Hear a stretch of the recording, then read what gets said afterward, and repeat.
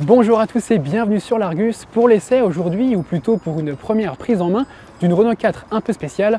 Et c'est à l'occasion du salon Époque Auto de Lyon qui s'est tenu du 10 au 12 novembre dernier que nous avons pris le volant de ce modèle. On vous explique tout dans cette vidéo. D'abord, pour ceux qui n'auraient pas eu la chance de se rendre sur cette 44e édition du salon, il faut savoir que c'est en quelque sorte le Rétromobile lyonnais. L'événement est consacré aux véhicules anciens et de collection. Alors parmi ces autos, on peut évidemment citer la Peugeot 205, un nouvelle quarantenaire en 2023, ou encore la Renault 5 qui a fêté en 2022 ses 50 ans. Mais aujourd'hui, c'est un autre modèle du losange qui nous intéresse, puisque c'est elle, la Renault 4 100% électrique.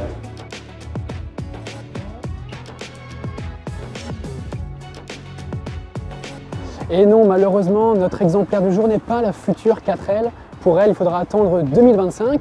Alors ce n'est pas non plus le prototype électrique de la R4 de 1972, c'est bien une Renault 4 classique, mais elle est équipée d'un kit rétrofit.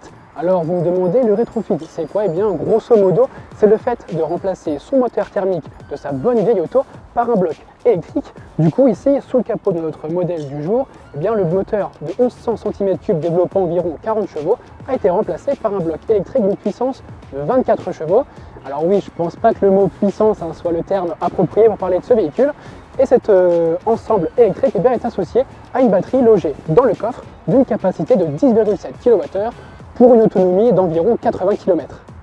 Aucun élément design ne différencie cette 4L en version GTL équipée, comme vous pouvez le voir, du kit déco de la version La Parisienne, d'un modèle classique, si ce n'est quand même une petite précision, qu'elle a dû être équipée d'une prise de recharge juste ici pour pouvoir la brancher. La prise de recharge prend la place tout simplement de la trappe à essence.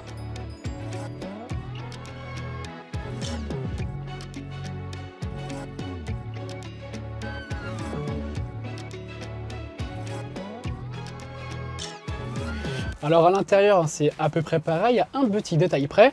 Au niveau du tableau de bord, maintenant on a un petit indicateur qui nous permet de surveiller le niveau de charge de la batterie, puisque je vous le rappelle, on est dans une Renault 4 électrique. Sinon pour le reste, c'est du pareil au même. On retrouve ce grand cerceau creux qui nous sert de volant.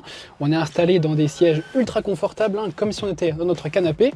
Alors petite précision, ici on a du vrai cuir, alors que dans les Renault 4 de l'époque c'était du Sky. Et puis vous aurez remarqué cette canne, la mythique canne de levier de vitesse de la Renault 4 qui est toujours présente, pour une question de décoration, pour le côté vintage, et pas pour une question d'homologation. Et puis surtout, elle sert à l'usage de la voiture au quotidien, et ça on va le voir tout de suite en prenant la route. Alors pour démarrer, la procédure est identique au modèle de l'époque, il suffit juste de tourner la clé, sauf que il est important d'attendre que le petit voyant orange qui va s'allumer juste ici. Dès qu'il est allumé, on va pouvoir démarrer la voiture, voilà.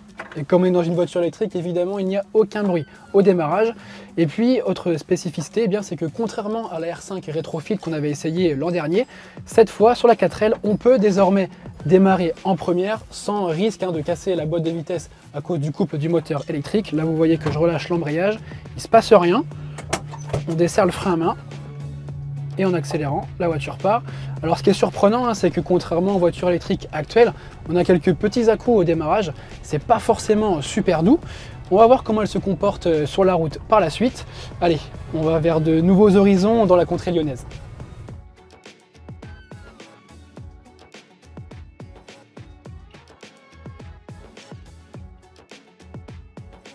Enfin, vers de nouveaux horizons, c'est vite dit, parce qu'avec une autonomie annoncée de 78 km, il ne faut pas s'aventurer trop loin au risque de finir à court de jus, d'autant plus que les conditions du jour ne sont pas forcément les plus idéales.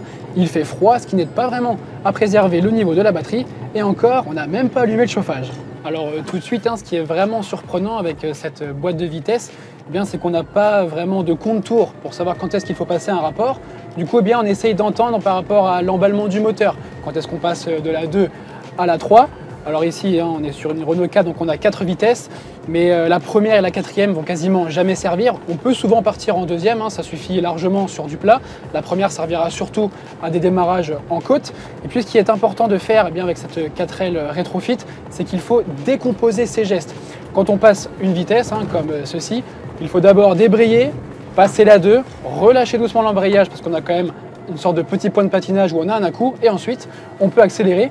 Alors ça demande quand même un petit temps d'adaptation, mais au final, au bout d'une trentaine de kilomètres, on s'y fait et puis on retrouve vite le plaisir et le sourire de conduire ces véhicules de collection. Alors malheureusement, on ne va pas pouvoir approfondir le sujet sur le comportement routier parce qu'aujourd'hui, ce n'est qu'une prise en main de cette 4L Retrofit. Mais on peut quand même parler du fait qu'il y a vraiment un monde d'écart entre ce modèle qui a quasiment plus d'une cinquantaine d'années et puis nos voitures actuelles. On a une direction qui est très peu précise, très peu directe, une voiture qui freine quasiment pas. Ça, c'est vraiment surprenant quand on est habitué à conduire des véhicules d'aujourd'hui. Il faut vraiment anticiper ces freinages.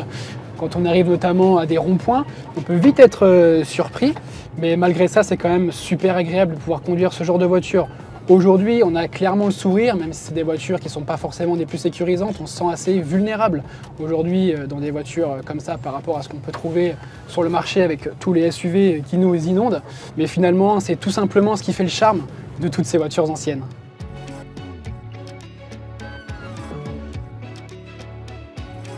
Bon, après cette petite virée, il est l'heure de recharger. Et le principe, eh bien, c'est le même que dans un véhicule électrique moderne.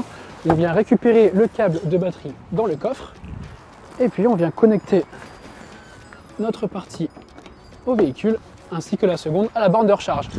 Il faudra alors compter 3h30 pour une charge complète sur une prise domestique, grâce à ce câble embarqué de 3 kW. Bon, dit comme ça, c'est vrai que cette Renault 4 Retrofit n'a pas vraiment d'argument à faire valoir et malheureusement ce n'est pas le prix de son kit qui va arranger les choses. Il s'affiche à 14 900 €. Il est disponible dans la version TL, GTL, Clan ou R4 Savane. Alors eh bien ce tarif inclut le prix du kit, le prix du moteur, son installation avec le forfait main d'œuvre, le câble d'alimentation ainsi qu'une garantie de 2 ans. Mais cela reste quand même très cher comparé aux futurs modèles électriques qui vont arriver sur notre marché. Et là je pense forcément à la nouvelle Citroën IC3 qui sera vendue neuve en 2024 à moins de 20 000 € bonus déduit. Elle profitera évidemment d'une dotation d'équipement bien plus enrichie que notre R4 du jour. Elle disposera d'équipements modernes, technologiques, au goût du jour et puis surtout d'une autonomie qui lui permettra de faire plus que le trajet domicile-boulangerie au quotidien. Finalement, on dit souvent que rouler en voiture de collection n'a pas de prix. Alors c'est vrai, mais ça dépend quand même du véhicule qu'on a entre les mains. J'espère que cette vidéo vous a plu. Je vous invite à vous abonner à notre chaîne YouTube largus.fr ainsi qu'à nos différents réseaux sociaux. Et je vous dis à très bientôt pour une nouvelle vidéo. Ciao!